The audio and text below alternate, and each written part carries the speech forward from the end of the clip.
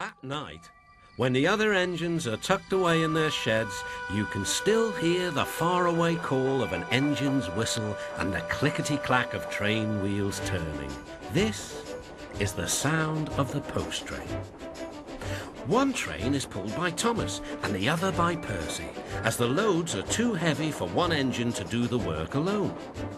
The post is loaded into trucks at both the harbours and the engines pull their trains through the silent stations, delivering their precious loads.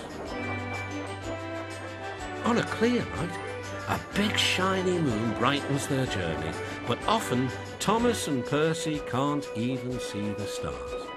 But whatever the weather, lamps along the track always light their way. One night, Percy was waiting at the junction. The main line train was late. At last, Henry arrived. "Sorry," he puffed. "The mail boat from the mainland was delayed." "Come on, Percy," said his driver.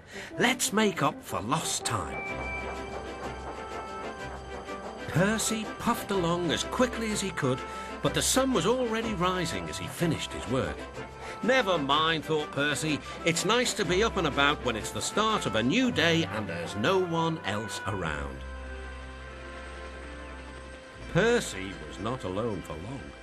"Bother," said Percy. "It's that dizzy thing, Harold." "Good morning," whirred Harold. "I always said railways were out of date, but you're so slow with the post, you should give everyone their stamps back. Post haste." Percy was too tired to explain. "Bird brain," he muttered. "Good morning, Percy," called Duck. "You're up early." "No, you're wrong," sighed Percy. "I'm back, tired and late." He rolled into the shed and fell asleep almost before his buffers touched the bar. His driver decided to set off early that evening. Thomas was waiting at the station. "Thank goodness I've a chance to speak to you. Driver said that the person in charge of the post has complained to the Fat Controller about the delay last night." "But that wasn't my fault," replied Percy. "I know," said Thomas, "and so does the Fat Controller, but this post person wouldn't listen. Tonight we'll just have to be quicker than ever before." The engines were just leaving the station when they heard a familiar buzzing. "I say, you two, there's news flying about." "Where?" puffed Percy. "All over the place. They're going to scrap the post train and use me instead. Wings work wonders, you know, always." "Rubbish," huffed Thomas. That night, everything ran like clockwork. Thomas and Percy steamed through the stations, making good time everywhere they went.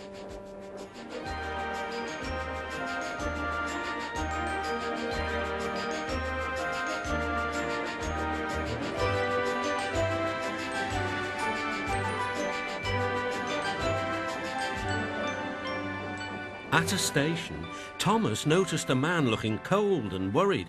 He had missed his train home. "We can give you a ride," said Thomas's driver, "but it will be rather uncomfortable." "Thank you," said the man. "Anything's better than sitting here." The next afternoon, Percy passed the airfield and saw Harold. "Hello, Lazy Wings. Are you too tired to fly today?" The wind's too strong. I've been grounded, grumbled Harold. You need rails, laughed Percy. They work wonders, you know. Always. That night, the Fat Controller showed the two engines a letter. It was from the man who had missed his train. He thinks you are both splendid, said the Fat Controller, and everyone says that the post train is the pride of the line.